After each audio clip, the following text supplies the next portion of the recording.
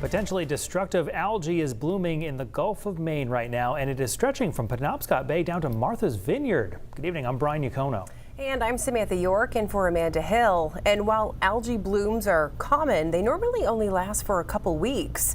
But as News Center Maine's Jack Mulmud reports, not only has this algae bloom been here since April, it could lead to a die-off in fish. Depending on where you are in the water this summer, the ocean may look like this.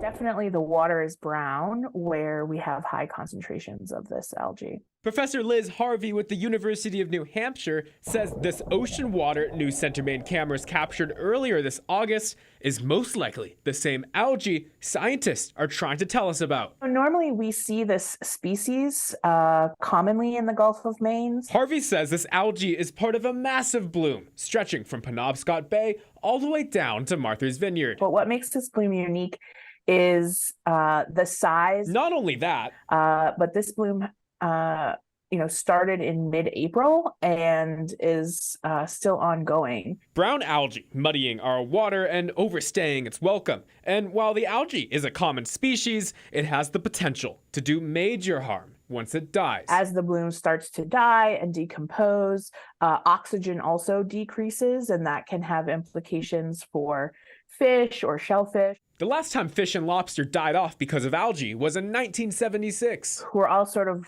watching. That massive algae bloom we're seeing offshore in the Gulf of Maine is only one side of the coin. The other side, researchers tell me, is actually the opposite. It's a lack of algae right here inshore in Casco Bay. Things are changing.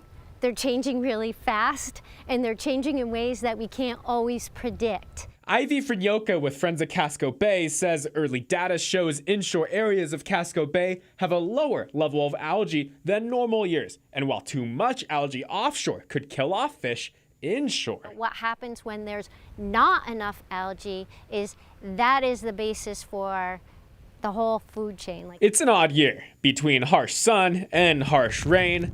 It's an odd climate, odd health for Maine's ecosystem. In Casco Bay, Jack Mulmud, News Center Maine. Both Friends of Casco Bay and researchers at the University of New Hampshire say it's not all doom and gloom. They say the Gulf of Maine is so big, the algae could mix in with the rest of the ocean, avoiding killing off fish and lobster.